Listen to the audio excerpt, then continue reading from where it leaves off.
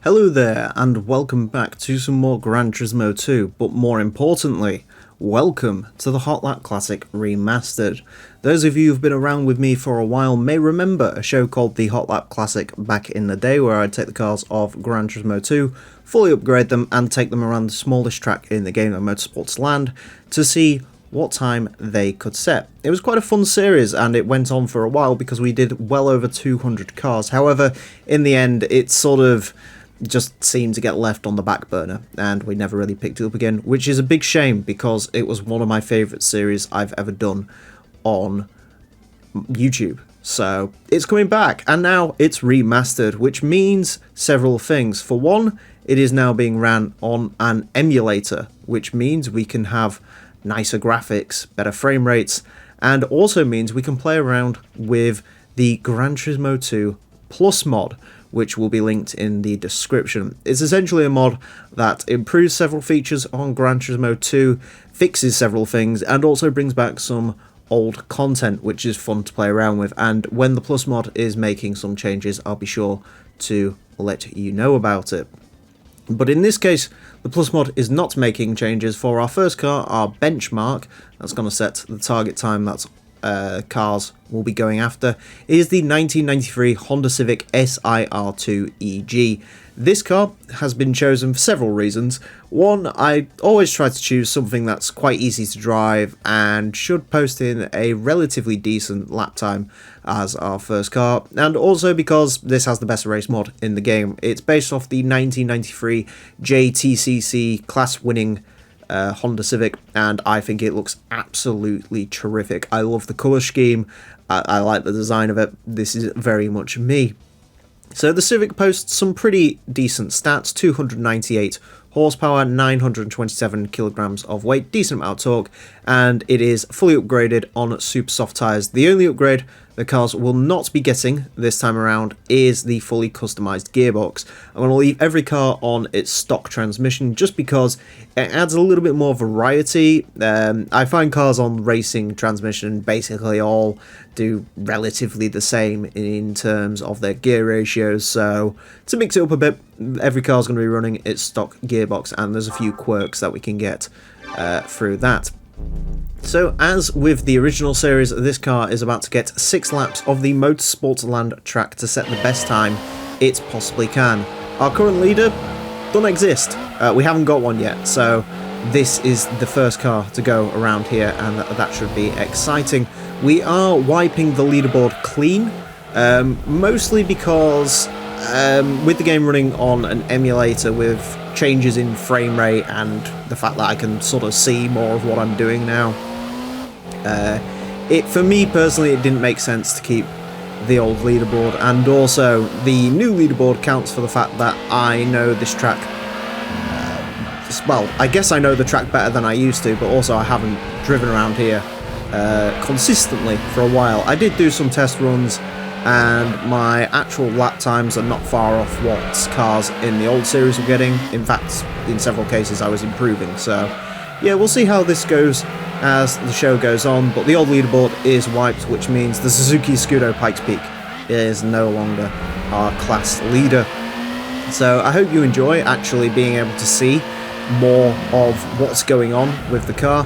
And as with the last show, while the cars are fully upgraded, there are some caveats to be made here. So cars will run super soft tyres and basically all the upgrades they can get regardless. However, in certain cases when there's more than one car, or cars can have NA and turbo tuning, stuff may be switched around if there's duplicates, just because just to make the show a little bit more interesting and compare and contrast different cars and different upgrades, which is one of my favourite things to do with this series, because of course around a track like this, having the most amount of power sometimes isn't, you know, a particularly valuable asset. You definitely need some power, and we saw some of our most powerful cars are quite naturally very powerful indeed, some of the quickest ones we had, but you know, the small dogs can get a little bit in here. That was a very quick time. So, should be interesting to see. Cars like this Civic should do particularly well, just because it's front wheel drive, which means you get a lot of traction. Very easy vehicle to drive. Also, I should mention, in case you're wondering, track limits. Yeah, we're driving this like everyone drove Gran Turismo 2, because once you try and keep on the track and stuff, it gets a little bit less interesting, and you have to disqualify cars for lap times and stuff, and that's not fun. So yeah, we're just driving these cars as you would do if you were playing this game, because why not? And generally, I'll be taking whatever the quickest line is through the corner, and in certain cases it'll be whatever the car wants to do, because some of the cars here do have a mind of their own. This car, it's actually quite interesting. It's got a lot of oversteer, if you let it do. That's going to be quick. 30.779.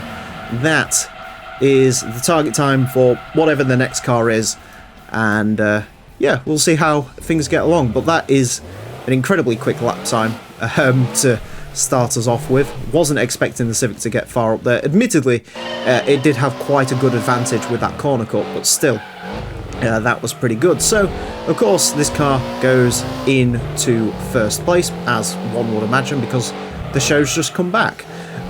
So, that's fun. We'll see if anything else can compete with the Civic in this block. There's no real rhyme or reason to the way cars are shown in this series. It's basically whatever I decide to build on the day, that's what's going to be running around here.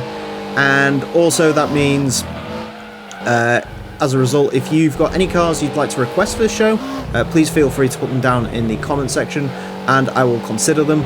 Don't be offended if they don't get ran straight away, and if you suggest the Pikes Peak cars, don't be offended if it takes a little while for them to come into this series, because of course we want to keep a little bit of suspense there and see what else can get towards the top end of the leaderboard before they come in and royally destroy it. So there you go, that is the Hot Lap Classic Remastered. I hope you will join me in welcoming this series back to the channel, and yeah, I'm interested to see how this is going to pan out. So thank you all very much for watching.